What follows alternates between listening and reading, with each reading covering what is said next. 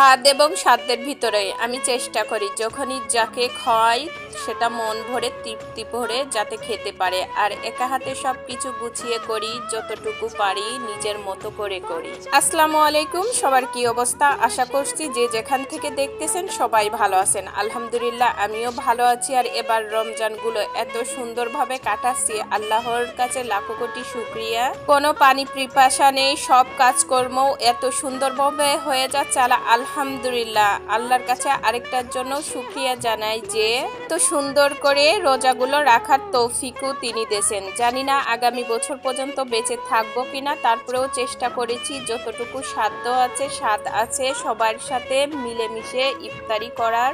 আমি যেখানে থাকি এখানে প্রায় 13টা পরিবারের সাথে ইনশাল্লাহ সবাইকেই ইফতারি বাসায় পাঠিয়েছি, আবার মাঝে মধ্যে নিজেরাও বাসায় কয়েকজন মিলে করা হয়েছে। তো আজকেও থাকবে কিছু ছোট ভাইদের নিয়ে, তাও প্রায় 10-12 জন মিলে ইফতারি করব তার আয়োজন। তো সকাল থেকেই শুরু করে দিয়েছিলাম, যেহেতু একা মানুষ একা হাতেই করব নিরিবিলি। আর আমার মনে হয় কি একা হাতে করলেই সবকিছু কেন জানি গোছকাজও ঠিক থাকে, টাইমটাও মেনটেন থাকে। কথাই আছে আছে মানুষ আছে কাজ, নেই মানুষ নেই কাজ। তো আমার বাসা আমার পরিবার আমার যতটুকু সংসার আমি নিরিবিলি গুছিয়ে করার চেষ্টা করি। এক হাতে কাজ করি আবার এক হাতে গোছানোও হয়ে যায়। রান্না করতে করতে রান্নাঘরটাও পরিষ্কার করে গোছানো হয়ে যায়, পরবর্তীতে আমার কোনো প্রেশার হয় না। তো বক বক করতে করতে আমি তো প্রথমে মাংসটা মেরিনেট করে রেখেছিলাম, তাও প্রায় 1 ঘন্টা মতো। তারপরে রান্না করতেও চলে এসেছিলাম। এর ফাঁকে ঘরের আরও সমস্ত কাজ গুছিয়ে ঘর বাড়ি গোছগাছ করে আলু সিদ্ধ ডিম সিদ্ধ